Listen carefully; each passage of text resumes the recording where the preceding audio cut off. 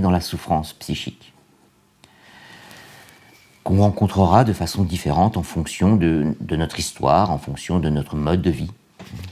Si je vis dans un pays en guerre, je serai peut-être plus en souffrance psychique que si je vis dans un pays où les choses se passent relativement bien, où il y a une sécurité pour moi.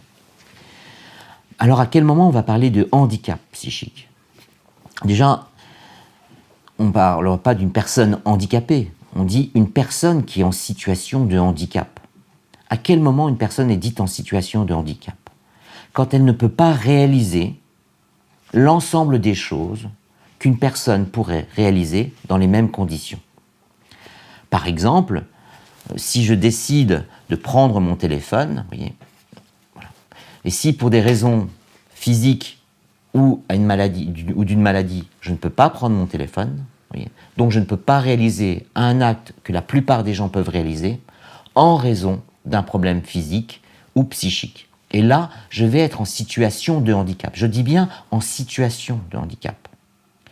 Et la loi du 11 février a eu une idée géniale, c'est de dire on va aider la personne pour pouvoir réaliser son acte, ou on va transformer l'environnement pour qu'elle puisse réaliser son acte.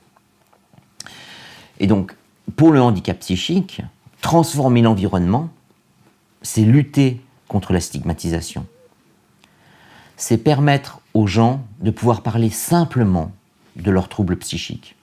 Comme je pourrais parler de ma surdité, comme je pourrais parler de mon cancer, sans avoir peur d'être rejeté socialement.